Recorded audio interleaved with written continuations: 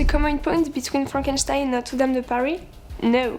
Well, they are above Gothic, of course. So don't be afraid and stay with us to find out more about the Victorian times and the Gothic genre. How could we talk about the Gothic genre without talking about the Victorian times? Indeed, the Gothic genre in literature spawned in the 19th century during Queen Victoria's reign. The Victorian era spans from 1837 to 1901, and this period is of course named after Queen Victoria, who was born on June 20 of 1890. She was crowned on June 28 of 1838. She got married to Prince Albert on February 1840. Victoria's wedding was absolutely chaotic. The Archbishop of Canterbury puts the ring on the wrong finger, so they need to stop the ceremony for 1 hour to remove the ring for her finger. She had 9 children with Albert, who died of typhoid on the 14th of December 1861.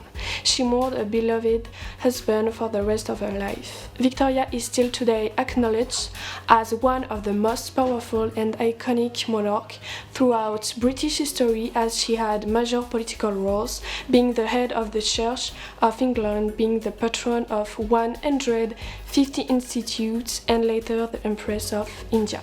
Even if the Gilded Age was at its climax and that the Victorian times lead to the Revolution, there are many issues in the Victorian society. Indeed, many workers had to live in slums without any wage system and in very poor conditions, such as filthy housing. These conditions generated a lot of health problems, major diseases such as cholera, typhoid, and tuberculosis. And what about women? Surely the greatest inequality at the time was women's condition.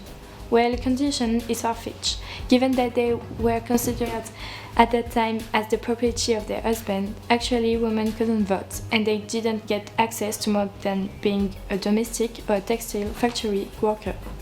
Women were not the only ones to suffer during that period.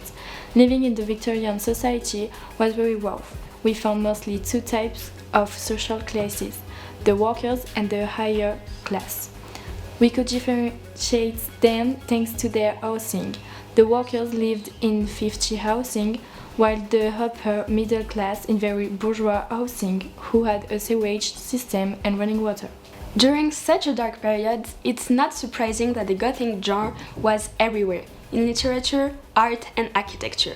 You surely know the creepy novel of Bram Stoker, Dracula, or other masters of the genre such as Edgar Allan Poe, Stevenson, or even Charles Addams and his scary but so funny Addams Family. Thanks for watching, see you soon on LDV Media.